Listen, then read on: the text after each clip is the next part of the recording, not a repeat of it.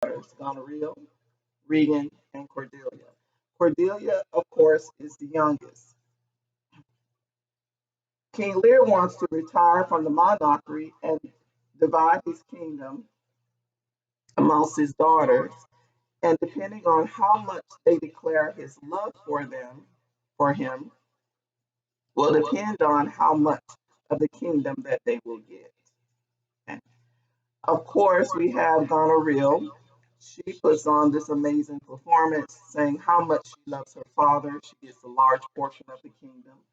Regan does the same. She also gets a large portion of the kingdom. But then we have Cordelia.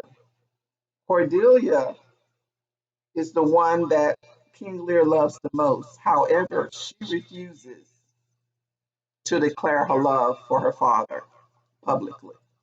She feels that you bred me, you loved me, you took care of me. I love you because I love you. I love you because you're my father. I'm not going to declare my love for you publicly just to get part of your kingdom. So instead of King Lear being proud of this, he is infuriated because of his pride, and therefore he banishes Cordelia from the kingdom. As a result, later on, they find out, well, he finds out, excuse me, that Goneril and Regan really does not love him. They do not even respect him. They call him a foolish old man. And his plans are he's going to be able to live between Goneril and Regan and their husbands. Goneril and Regan are married at this time. Cordelia is not. But when he goes to the first daughter, Goneril, things do not work out because, of course, she does not want him there. She does not respect him. She has no purpose for him. Same thing happens with Regan. He goes to Regan and it's the same result. Literally, um, he is out in the cold. One thing that King Lear decides to do is he summons the Duke of Burgundy and the King of France, who have both proposed marriage to Cordelia. Learning that Cordelia has been disinherited, well, the Duke of Burgundy withdraws his suit. He withdraws his proposal because, of course, he wants part of the kingdom as well. However, the Duke, the King of France, he marries Cordelia because he is impressed by her honesty and her truthfulness. Okay. Um, what happens later on in the story, of course, like with many Shakespeare stories, is everyone, or basically everyone, ends up dying in this particular story, the main characters.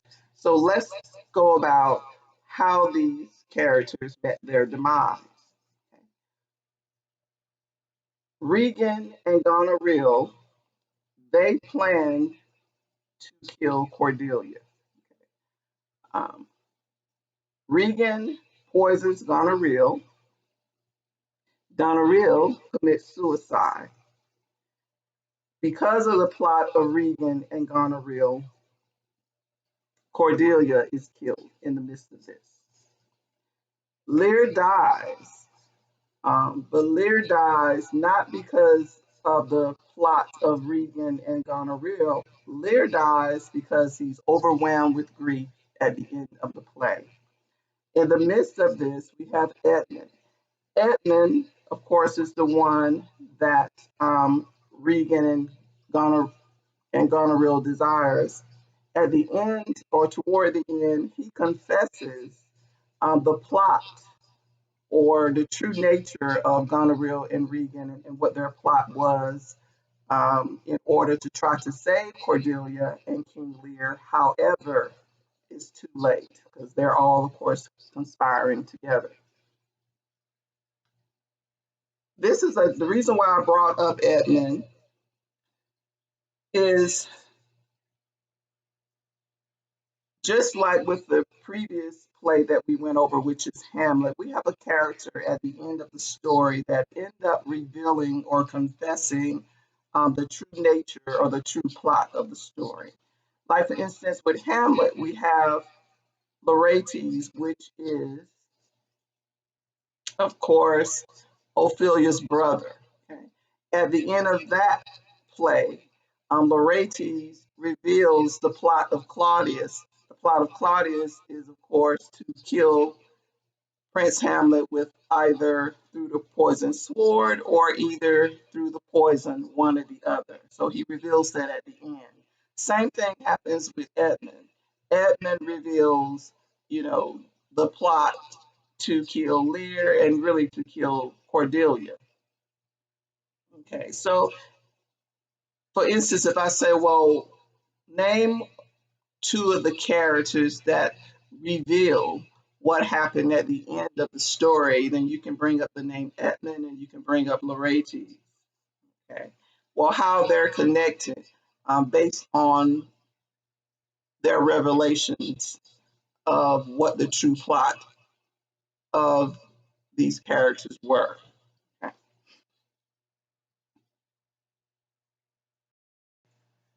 Remember that these notes are also on Blackboard. You can just pull these up and they give a little bit more detail, just a little bit more detail. Because like I said, my main thing with the big four to Shakespeare plays, I'm not going into severe detail. I just want you to be able to know the differences between them. So now you know, of course, if I said, well, what happened in Hamlet, you know, based on what the ghost of King Hamlet said to Prince Hamlet about how he was killed. So you know what that story was about and how his uncle became king and how he was infuriated and all of that. Okay. Now we know about, well, what's the difference between that and King Lear? Well, King Lear's story is based on he wanting his daughters to declare how much they loved him in order to get a portion of the kingdom. So now we're going to move on to Macbeth. Okay, we're going to take a look at Macbeth. And like I said before, with Macbeth, we have the film that you are, you know, actually put on there for you to watch. But I did want to go over some of the main characters and a little bit about that story as well. Okay, the next play that we're going to talk about is Macbeth. Remember that there is a full movie that you need to click on concerning Macbeth so that you can watch Macbeth in its entirety. Macbeth is also one of the four plays that's used throughout this semester that the book uses to use as examples of different plays to give description of characters, what's behind the scenes, different things like that. Okay, so that's one of the four major plays. So we already know just a little bit about how Macbeth starts out.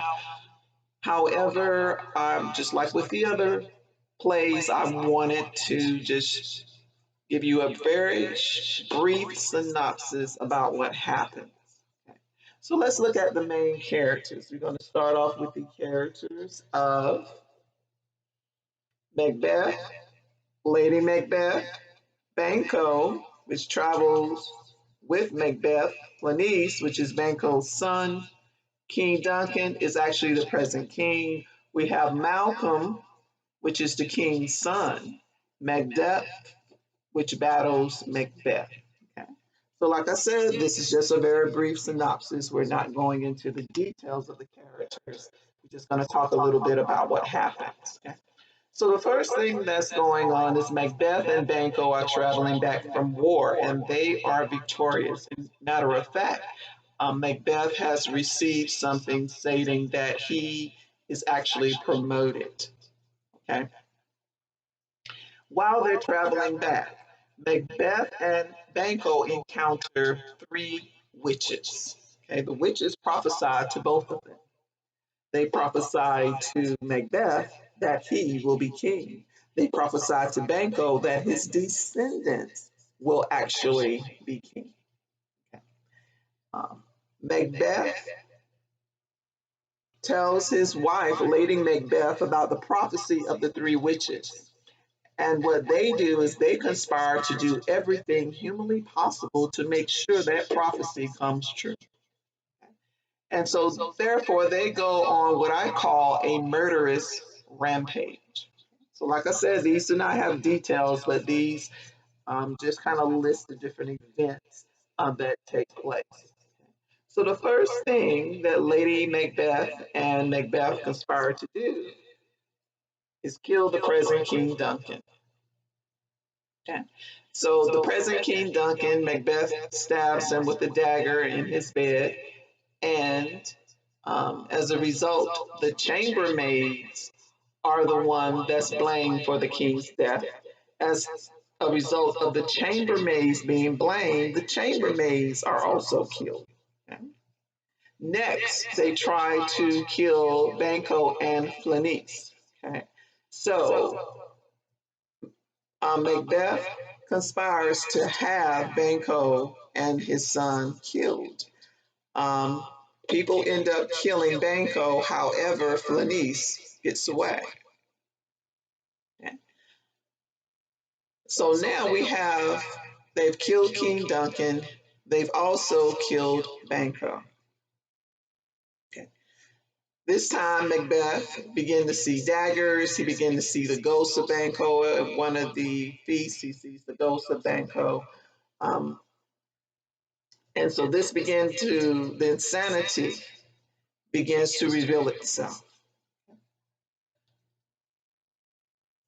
Macbeth goes back to the three witches, and this time he gets a new prophecy. They prophesy that Macbeth can only be killed by a man that is not born of a woman. Okay.